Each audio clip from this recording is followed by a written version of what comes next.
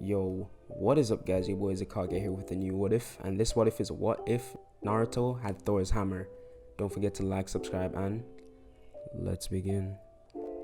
This story starts off with Naruto running through the village. He's being chased by a group of villagers and within no time he's caught. He got exhausted quickly because he's only 10 years old, and once he got caught the villagers began beating Naruto to a near-death state, but the Kyuubi kept him alive. Kakashi, who was trying to find Naruto, finds him in a pool of his own blood. He quickly rushes him to the hospital and Kakashi asks one of the nurses to take care of Naruto. She said, "Ew, why would I take care of that demon?" Kakashi pulled out a kunai and pressed it against the nurse's neck. "If you want to live, you will do as I say." Then she quickly shut up and rushed Naruto into an emergency room. Kakashi then went to Hiruzen, informing him of Naruto's current state. The bloodlust that was released by Hiruzen was so immense, every civilian in the village fell to their knees. Kakashi calmed Hiruzen down. Lord Fourth, that won't help Naruto right now." Hiruzen agreed, then the two went to the hospital to wait for Naruto to wake up. 2 days later, and Naruto was finally awake. He saw both Kakashi and Hiruzen sitting by his bedside. They greeted Naruto, asking if he was alright. Naruto nodded his head, then tears rolling down his cheeks.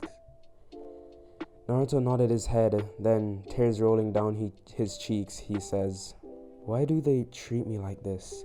Like the plague?" Hiruzen just couldn't look Naruto in the eyes because this was partially his fault, so he felt accountable to all the suffering Naruto is going through. Hiruzen tries to speak and Naruto says, "No man, it's fine. This is a basically everyday thing, I should be used to it by now." Hiruzen couldn't stomach this anymore and left the hospital. He called for a meeting with the elders, clan heads, and civilian council. He speaks of the terrible things that the civilians have done to Naruto, but they were all unfazed. Sakura's mother, who was a part of the civilian council, says they need to get rid of him, that demon. And Hiruzen's eyes just glared at her, causing her to sit down. Meanwhile, Naruto and Kakashi are still in the hospital. They were wondering why Hiruzen rushed off in such a hurry. Kakashi was going to check on him, but Naruto begged to come along. "Aren't you still injured, Naruto?" "Nah, I heal pretty quickly." Kakashi just thinks, the Kyuubi, huh? So he and Naruto go to the Hokage mansion. In Hiruzen's office, he wasn't there. Kakashi decided to wait for him since he probably went somewhere important, and Naruto said he had to go use the bathroom. Naruto walked down the long, never-ending halls of the Hokage mansion. Then he sees a doorway with curtains covering it. The voices in the room echoing throughout the dark hallway. He heard Hiruzen say, "Okay, you leave me no choice. I'll have Naruto Uzumaki out of the village by tomorrow." Naruto, hearing this, began sneaking away. He couldn't believe what he had just heard. He didn't want to get caught, but he wanted to leave as soon as possible. Once he was far enough from the doorway, he began sprinting out of the mansion. He went straight to the eastern exit where he knew the guards were always lazy and always asleep. And just as planned, they were. Naruto booked it into the forest and he hadn't brought any food, so he had to fend for himself. Naruto began heading northeast towards the land of lightning, but he didn't know this. After a month of scavenging for food, Naruto had finally reached the border of the land of lightning. Flashback to 1 month ago, Hiruzen's perspective. He went to Naruto's house to tell him the bad news, but he wasn't there. He called for Kakashi, and Kakashi said he went to the bathroom in the Hokage's mansion. Hiruzen, having a hunch that Naruto left the village, sent 5 Ambo members to find and retrieve Naruto in the surrounding areas, and 2 other members to look for Naruto within the village. A week goes by and there is still no sign of Naruto. Hiruzen calls off the search party and looks at the stone faces of Minato through the window of the Hokage office. I failed you, Minato. I don't deserve the title of Kage of this village. Back to Naruto. At the present date, Naruto still doesn't know where he is and has just been walking aimlessly. And there's probably a reason why it's called the Land of Lightning. So Naruto was walking by the banks of a river, and out of nowhere a storm began forming. The most intense thunderstorm Naruto had ever been in. He tried rushing to find shelter, but it was too late. Lightning began arcing from cloud to cloud, then full force crashing down onto Naruto, burning his body to a crisp. Barely being alive by the Kyuubi's chakra, Naruto fell unconscious into the river and began floating downstream. A day later, we switched to Killer Bee's perspective. He had just been writing up some sick raps by the banks of the river, dipping his toes after a long day of training, when a sort of log bumped into his leg. Bee thought nothing of it, but the log had hair, golden hair. He looked closer to see that it wasn't a log, it was a person. He quickly took them out of the water and to the Cloud Village's hospital. After being treated for his burns, because of, since they probably have a lot of lightning storms since, Land of Lightning. So they would have some treatments for severe burns. And Naruto wakes up with overflowing emotion. Naruto sends an electric charge through the hospital, just not knowing how to control this immense power. His heightened emotion just made it hard for him to control this strange power, and the lights of the hospital began flickering, and so did the entire village, from street lights to home TVs, began to shut off. Bee had to knock Naruto out to stop him. Then Naruto wakes up in a cell. He was a lot calmer, but worried why he was in a cell, and the Raikage stepped out of the shadow. He asked Naruto, "What's his business here?" And Naruto explained his story, why he left the village and everything up to him passing out by the river. The Raikage pausing to think on Naruto's story. He had some compassion towards Naruto because a 10-year-old really shouldn't be dealing with this. He should be dealing with more kid stuff. He let Naruto out of the cell and gave him a room to sleep in. The next day, the Raikage showed up to Naruto's house. Not Naruto's house, but where he let him stay. And he asked, "Hey kid, I never got your name." "Oh, it's Naruto Uzumaki." The Raikage froze. He knows this name. His rival, the only person to best him in speed, the fourth Hokage. His son is right here. Vengeful thoughts began filling the Raikage's head. Maybe I should just kill him. I'll finally get my revenge. I'll finally be better than that Minato.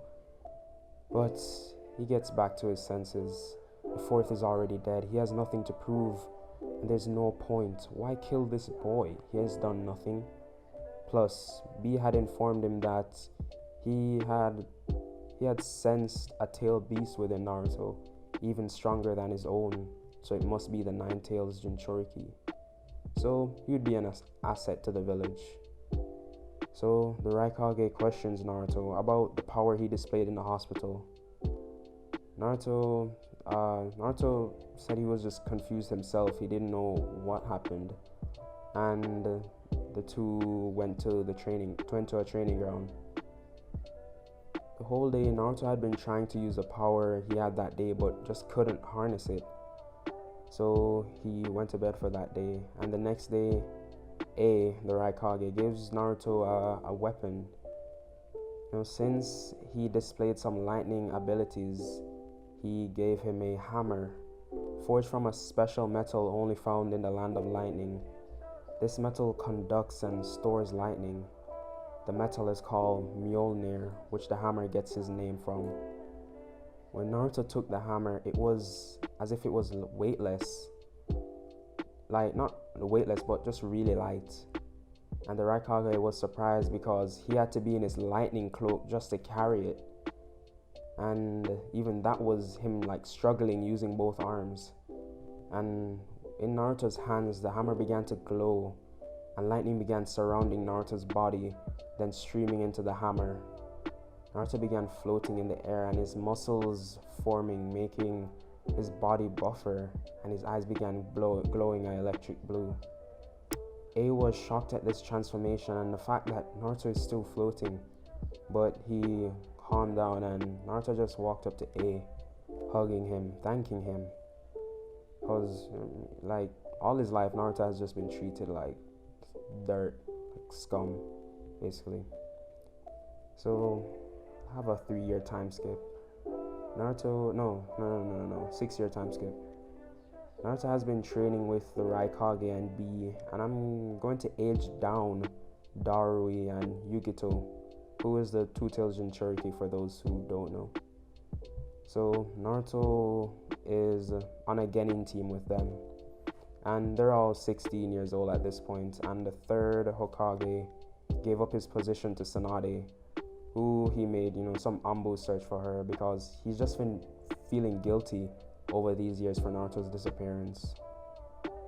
To Naruto. He woke up in his sleeping bag next to Yugito, who was sleeping on her bed. She had actually offered up her apartment to share with Naruto when the Raikage was looking for a place to give Naruto. So Naruto wakes up and makes breakfast for himself and Yugito, then leaves for, they had to meet up with their team that day, so he leaves. After another half an hour, Yugito wakes up and sees a note next to the plate of food on the table. It read, "Better hurry up and eat, or Sensei will scold you for being late again."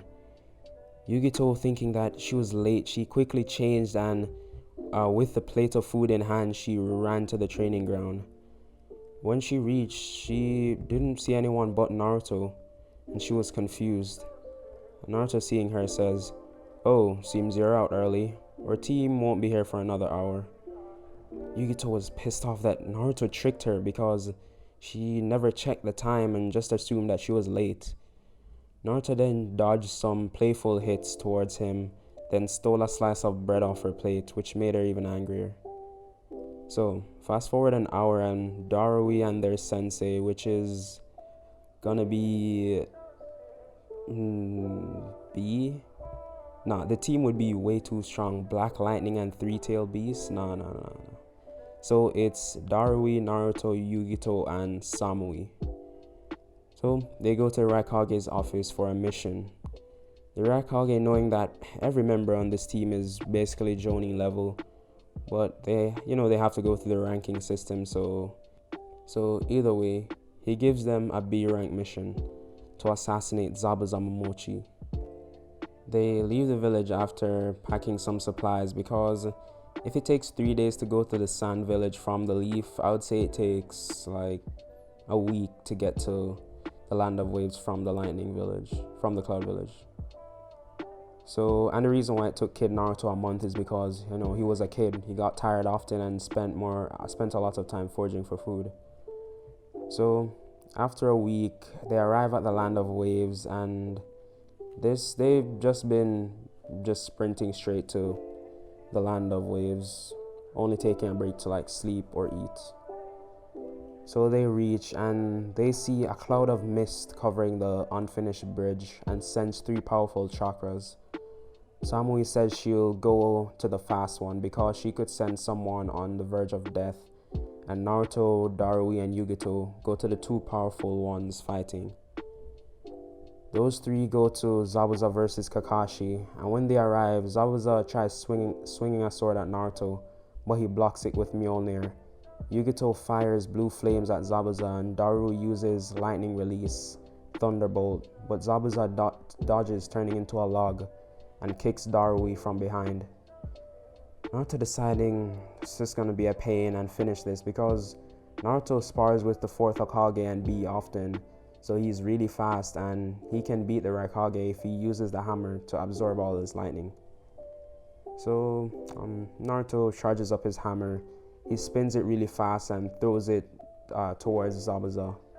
With no time to dodge, it went right through Zabuza's chest. That's how fast it was moving. Like it just went clean through.